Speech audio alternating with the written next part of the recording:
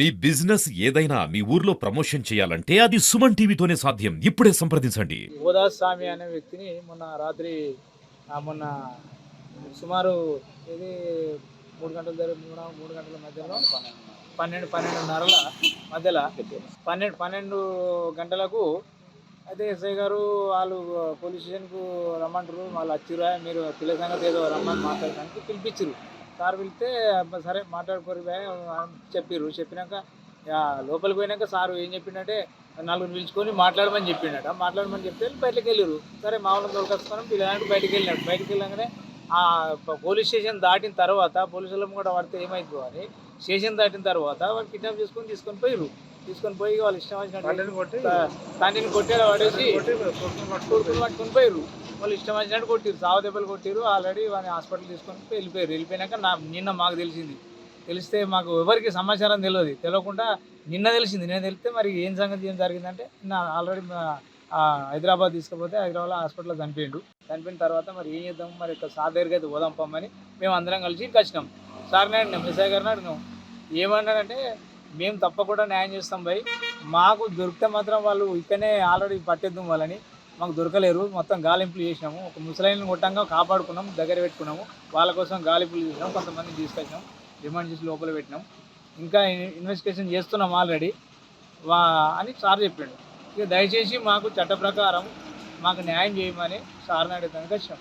తప్పకుండా మీకు న్యాయం చేస్తాం, విచారణ జరుపుతున్నాము, తప్పకుండా చేస్తామని చెప్పింది సార్. ఇక మేము వెళ్ళిపోతాం. గత 3-4 సంవత్సరం నుంచి పంచాలు జరుగుతున్నాయి చిన్నగా. వాళ్ళ ఇంట్లో ఫ్యామిలీ మ్యాటర్లో ఇక పిల్లగానికి లొల్లిలు అయితే కూడా మేము పెద్ద మనుషులం 10 మంది వచ్చినాం, చెప్పినాం, పంచాయతీ చెప్పినాం, తీసుకుపోయినాం, ఉంచినాం, కూడినాం, దగ్గర కొడిపి ఉండమని చెప్పినాం. వాళ్ళకి సమాధానం చెప్పినాం, వీళ్ళకి సమాధానం చెప్పినా కానీ కూడా ఇక వాళ్ళిద్దరు డిస్కషన్ ఇళ్ళన్న కాడ ఏదో చిన్న సమస్యలు వస్తాయి. సమస్యలు వచ్చినప్పుడు ఇక వాళ్ళు ఏం చెప్పారంటే మా పిల్లని మాకు అప్పచెప్పమని చెప్పారు. వాళ్ళు 10 లక్షలు డిమాండ్ చేసారు. ఏమని మా పిల్లకి ఏమైనా హాని కలిగితే మాకు 10 లక్షలు కట్టియాలి, లేదు మీ పిల్లగానికి ఏదైనా కలిగితే మేము 10 లక్షలు కట్టిస్తామని అన్నారు. మేము ఒప్పుకున్నాం. పోలీస్ స్టేషన్లో కాగితాలు కూడా రాసినాం, అయిపోయింది.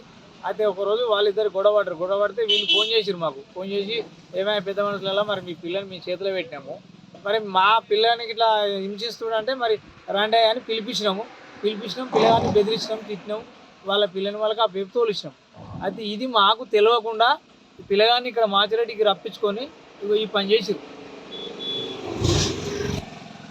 ఇక వాళ్ళ తల్లిదండ్రులు తప్ప ఇంకా వేరే వాళ్ళ మీద మాకు ఎవరి మీద అనుమానం లేదు. కానీ వాళ్ళు ఎవరు వచ్చిరో మాకైతే తెలియదు.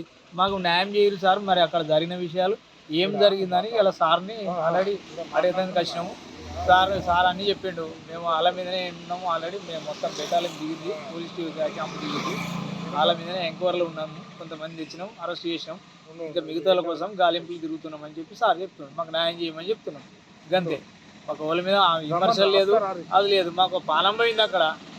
ఆల్రెడీ మా పిల్లగానికి ఏదైనా జరిగితే ఏమైనా ఆస్తి ఇస్తూ అమ్మి ఆమె నష్టపరిహారం కట్టిస్తాం టీం, కానీ అనవసరంగా కొట్టి చంపారు.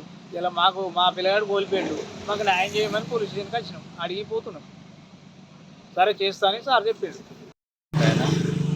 మొన్న పోలీస్ స్టేషన్ పిలవడం జరిగింది. సార్కు కలిసినందుకు వచ్చినాక మధ్యలోనే తీసుకొని వాళ్ళు మధ్యలో బైక్ మీద తండ్రిని నూకేసి బురదలేసి తొక్కి బాగా చంపడం జరిగింది. ఎత్తుకపోయి కొట్టి చంపి అది చేసి వాడిని పానం తీసారు. కాబట్టి మేము పోలీస్ స్టేషన్కి వచ్చి సార్ని కోరితే మీకు ఏదైనా న్యాయం చేయగలుగుతామని సార్ ఖచ్చితంగా మాకు హామీ ఇచ్చిండు. రేపు కానీ ఎల్లుండి కానీ రమ్మన్నాడు, కలవమన్నాడు. వాళ్ళు ఎంతమంది ఉన్నా ఖచ్చితంగా చర్య తీసుకుంటాం. ఆల్రెడీ ఇంతకుముందు వాళ్ళ కోటింగ్ నడుస్తుంది, వాళ్ళు కస్టడీలో తీసుకున్నాం. మీరు ఎలాంటి చేయకూడదు, మీ మీద కేసులు అవుతాయి, మీరు ఖచ్చితంగా రేపు కానీ ఎల్లుండి కానీ రమ్మని జరిగింది. పంచాయతీ కూడా మేము చేసినాము. 10 లక్షలకు కాయం రాసి ఇచ్చినాము. వాళ్ళ పిల్లని వాళ్ళకి అప్పచెప్పినాము.